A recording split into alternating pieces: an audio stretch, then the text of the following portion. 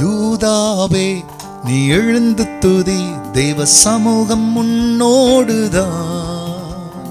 துதிப்பதற்கே நீ அழைக்கப்பட்டாய், தேவ அபிஷேகம் உன்னோடுதான். யூதாவே நீ எழுந்து துதி, தேவ சமூகம் முன்னோடுதான். துதிப்பதற்கே நீ அழைக்கப்பட்டாய், துதி அபிஷேகம் உன்னோடுதான். யூதாவின் செங்கோ துதியின் நாளுகை, நம் தேவனின் ராஜ்யம் என்றும் துதியின் ராஜ்யம். கர்த்தருடைய பரிசுத்த நாமத்திற்கு மகிமை உண்டாவதாக. ஆண்டவராகிய இயேசு கிறிஸ்துவ நாமத்தில் வாழ்த்துக்கள். கிருபையும் சமாதானமும் உங்களுக்கு பெருகுவதாக.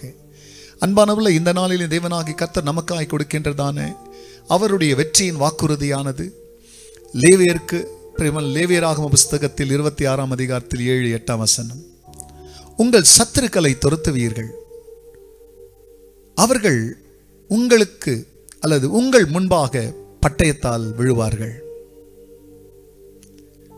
உங்களில் 5 பேர் 100 பேரை துரத்துவார்கள். உங்களில் 100 பேர் 10,000 பேரை துரத்துவார்கள். உங்கள் சத்துருக்கள் உங்களுக்கு முன்பாக பட்டயத்தால் விழுவார்கள். அன்பானவர்களே, இதோ அக்காலத்தில் இந்த வாக்குறுதியை தேவன் தந்த போது சத்துருக்கள் பட்டயங்களை எடுத்துக்கொண்டு தான் வருவார்கள். பலமுள்ளவன் பூமியில் வாழலாம், பலமுள்ள தேசம் நிலைத்திருக்கும்.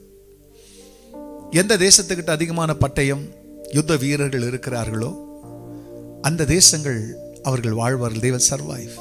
இப்ப காட் சொல்றாரு, உங்கள் சத்துருக்கள் உங்களுக்கு முன்பாக பட்டயத்தால் விழுவார்கள். உங்க பட்டயத்தில் உங்க சத்துருங்க விழுவாங்க. அதை சொல்லி அவர் சொல்லுகிறார், பிரியமானவர்களே, உங்களில் 5 பேர் 100 பேரையும் 100 பேர் 10,000 பேரை நீங்க துரத்துவீர்கள் சொல்லி, உங்கள் சத்துருக்கள் உங்களுக்கு முன்பாக பட்டயத்தால் விழுவார்கள். 5க்கு 100, 100க்கு 10,000. இப்படிப்பட்ட பலனை தருகிறவர். இக்காலத்து பட்டயங்கள் எதுன்னு பார்த்தோம்னா, நாவின் பட்டயம், நாக்கு ஒரு கத்தி. உங்களுக்கு விரோதமாக ஒரு நாளைக்கு எவ்வளோ பேர் என்னன்னா பேசுகிறான், உன் குடும்பத்தை பற்றி, நம்மளை பற்றி கூட. இப்போ நான் ஊழியக்காரர் எவ்வளோ பேர் ஆசீர்வதிக்கிறேன், எவ்வளோ குடும்பங்களுக்கு நான் துணையாக்குறேன். எப்போ நான் சாத்தான் சில விசுவாசிங்களுக்கு என் மேலே ஏதோ ஒரு கருத்து வேறுபாடு வந்துச்சுன்னு வச்சுங்க, அவங்க தன் நாவை என்னை பற்றி எனக்கு விரோதமாக பேசும்போது பட்டயமாக மாறும். ஆனால் எங்கள் கர்த்தர் என்னன்றாரு, உங்கள் சத்துருக்களை பிரியமானவர்களே நீங்கள் பட்டயத்தால் கீழே தள்ளுவீங்க. அப்போ இன்னைக்கு நாவு ஒரு பட்டயம். அந்த பட்டயத்தில் ஆண்டவர் என்னன்றாருன்னா, அன்னைக்கு ஸ்வாடாக இருந்துச்சு, ஆனால் இன்னைக்கு டங் ஸ்வாடாக இருக்கு. ஆனாலும் உனக்கு எனக்கு தேவன் தருகிறதான ஒரு பாதுகாப்பு, நம்ம நாக்குக்கு, நம்ம பட்டயத்துக்கு, நம்ம அதிகாரத்துக்கு, நம்ம வாயிலிருந்து வர்ற வார்த்தைக்கு முன்பதாக உனக்கு விரோதமாய் உருவாக்கப்படும் எந்த ஆயுதமும் வாய்க்காதே போகனாரே. அப்படி நம்முடைய பட்டயத்திற்கு அதிக வல்லமை உண்டு. எந்த பட்டயத்தையும் அடக்க முடியும். அந்த வாக்குத்தத்தத்தினுடைய எல்லா வாயின் பட்டயங்களை அடக்குங்க. இந்த வார்த்தையின்படி கர்த்தர் உங்களுக்கு சுக வாழ்வை கட்டளிடுவார்.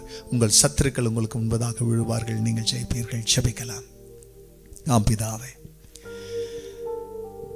எந்த மக்களுடைய நாவு பட்டயமாய் மாறி சிலரை சபிக்கிற பட்டயமாய், தூஷிக்கிற பட்டயமாய், குறை சொல்லுகிற பட்டயமாய், பின் பேசுகிற பட்டயமாய் இருக்கிறதோ, அதுவும் பிள்ளைங்களா இருப்பாங்களே ஆனால் அந்த நாவை சுத்திகரியும், ஞாபக சக்தியை கொடும். சத்துக்களாய் இருப்பார்கள் ஆனால் அவர்களுக்கு கர்த்தர் நீங்க ஜெயத்தை கொடுங்க. சத்துருக்கள் ஆண்டவரே ஸ்தோத்திரம், உன் ஜனத்துக்கு முன்னால ஆண்டவரே அவர்கள் முறியடிக்கப்படுவார்கள். நீங்க அப்படி ஆண்டவரே உன் ஜனத்துக்கு வெற்றியை கொடுங்க. உன் ஜனங்கள் ஜெயம் எடுக்கட்டும். உங்க வார்த்தையின்படி தேவன் அப்படி செய்ததற்காய் நன்றி.